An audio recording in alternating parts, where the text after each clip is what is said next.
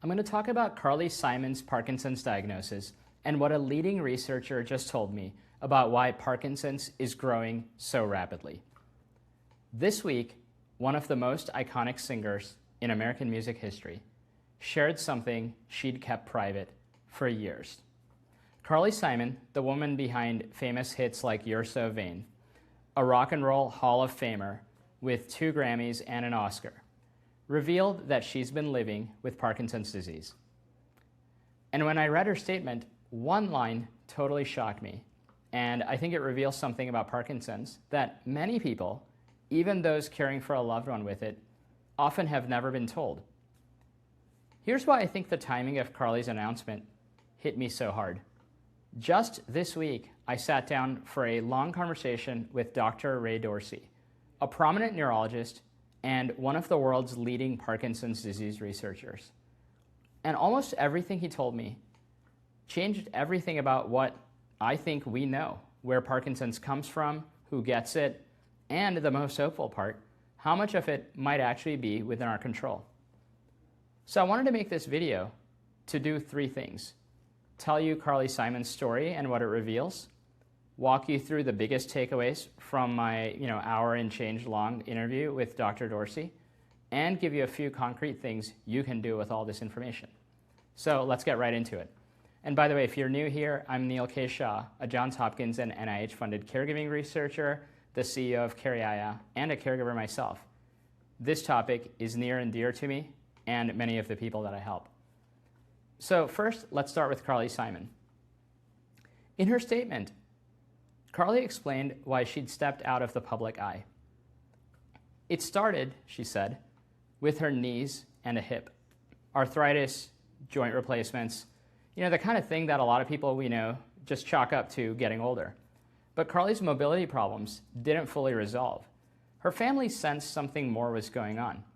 And after an extensive evaluation at the Mayo Clinic, she got her answer: a Parkinson's disease diagnosis. Now, here's a line that really surprised me. She described the hardest part of Parkinson's not as the tremors or the stiffness, but as something invisible. She said it felt like, and I quote, "the part of the brain that sends out invitations to life has temporarily misplaced the guest list." Sit with that for a second.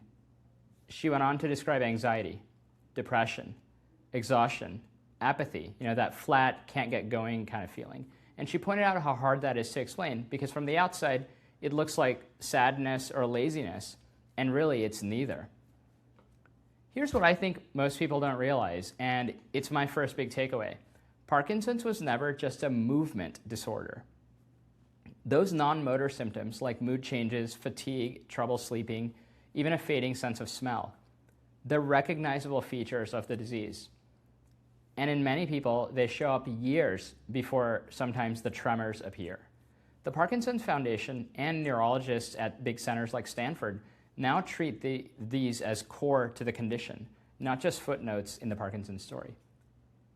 So I think that Carly Simon, in one beautifully worded sentence, taught more people about the reality of Parkinson's than sometimes the stack of pamphlets that you get at the doctor's office, than they could. And throughout all of it, she also shared that she was treated for a skin cancer on her face during the same stretch, and she just kept working right through it. She even has a new album coming out in just a few weeks. So her big message to the world wasn't, "I'm done." It was exactly the opposite, that illness can reshape your life without becoming the whole of your life. I think that's absolutely inspirational for us all. Now, hold on to that idea that this disease may be more modifiable than we've been led to believe, because that's exactly where Dr. Ray Dorsey picked up in my interview with him. The question I kept asking him was really simple. Why does it feel like we're hearing so much more about Parkinson's disease these days? Well, unfortunately, we're not just imagining it. Dr. Dorsey shared that Parkinson's is the fastest growing neurological disorder in the world. According to the World Health Organization, the number of people living with Parkinson's has doubled in the last 20 years. It's now over 8.5 million globally and about 1.2 million here in the US. The simple explanation is that we're all just living longer and that Parkinson's is just a disease of aging. Well, maybe partly aging is genuinely a part of the story, but Ray Dorsey's argument, and the data behind it, is that aging alone cannot explain a doubling in Parkinson's rates. Because when you look at the genetics, something really surprising keeps showing up. You'd assume a disease like this primarily runs in families. But in the largest genetic study of its kind, run by the Parkinson Foundation, published in the journal Brain, only about 13% of people with Parkinson's carried one of the known Parkinson's genes.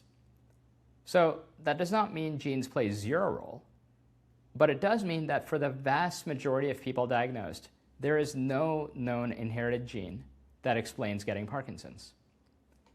So if Parkinson's is not mostly written in our DNA, then where is it coming from? This is where my conversation with Dr. Dorsey got genuinely mind-blowing. One of the leading hypotheses right now from a German pathologist named Heiko Brack and a Danish researcher named Per Borghammer is that Parkinson's may not even start in the brain. It may begin outside the brain, either in the gut or in the nose. The idea that a misfolded protein called alpha-synuclein can first appear in the lining of your intestines or in the smell center, and then spread, almost like a row of falling dominoes, up into the brain over decades. And here's the detail I thought was really interesting in that.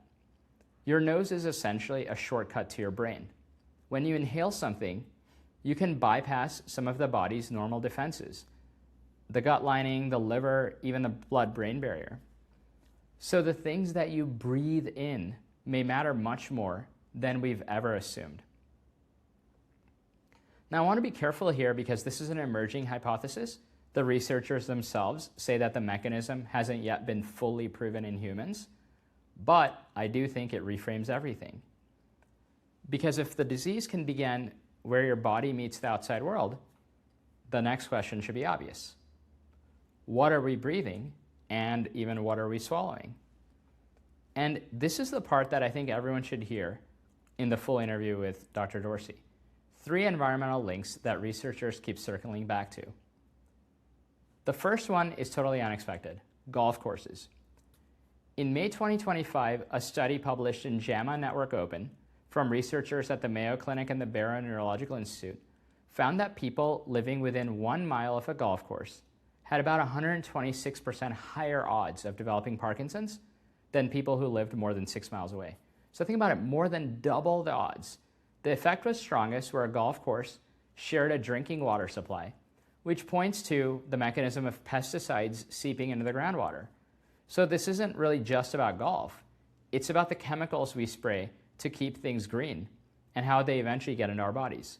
By the way, that was the most read study on JAMA that year. Which brings us to the second link, a weed killer called Paraquat. The EPA's own labeling warns that one small sip of this can be fatal. There's no antidote. It's banned in more than 70 countries, including China, Brazil, and even the entire EU. And yet in the US, its usage has surged. A large body of research links Paraquat exposure to Parkinson's. The signal is strong enough that scientists are literally using Paraquat in the lab to induce Parkinson's-like damage in animals. How are we allowing this on humans? The third finding that Ray discussed surprised me the most: a dry cleaning and degreasing solvent called TCE, trichloroethylene. Occupational or hobby exposure to TCE has been associated with a roughly 500% increased risk of Parkinson's in work led by researchers including Dr. Caroline Tanner and Dr. Sam Goldman. And this chemical has been everywhere for a century, in dry cleaning, in metal degreasing. At one point, they even used to decaffeinate our coffee with it. It contaminated the water at the Marine base Camp Lejeune, where service members were later found to have a 70% higher rate of Parkinson's.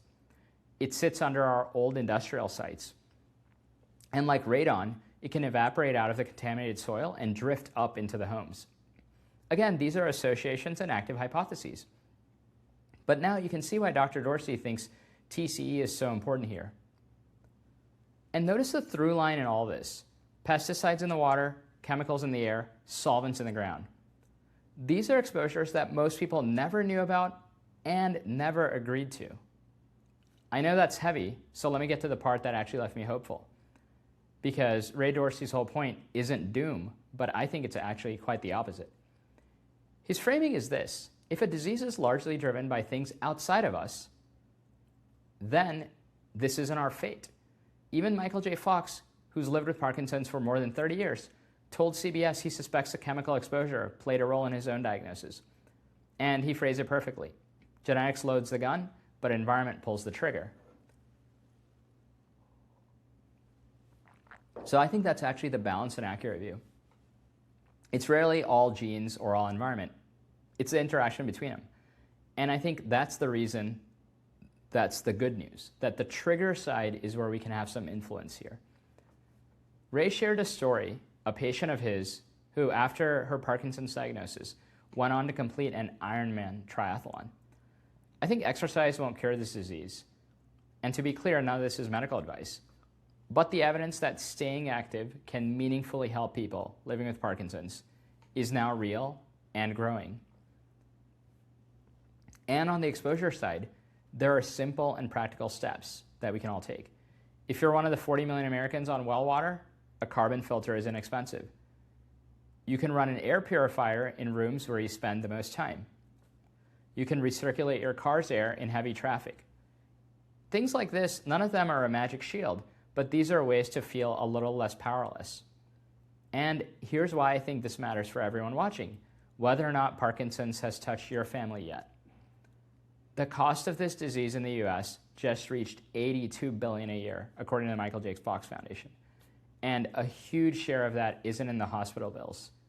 It's in the lost wages, the forced early retirements, the unpaid hours of family caregivers. You know, people like you and me caring for our family members. Think about the millions of people out there dealing with this. So I think Carly Simon's news this week isn't just another celebrity headline. Let this be a doorway into a conversation that could that could change how we protect the people we love, and even ourselves. My full sit down with Dr. A. Dorsey goes far deeper than I could here, and it's best to hear it from him. The science, the history, and a genuinely helpful roadmap. And it's on the YouTube channel right now, and I'd really encourage you all to watch it next. And check out his book, The Parkinson's Plan. I think he's a tremendous advocate for this cause. If this video made you think of someone, a friend, a parent, a spouse, someone who golfs every weekend, anyone who's caring for a loved one with Parkinson's, please send it to them. That one share might be the most useful thing you can do to help them today. And please subscribe and follow along so this helpful information can reach you. Let's keep working towards a world without Parkinson's. I'm Neil K. Shah, and I'll see you in the next one.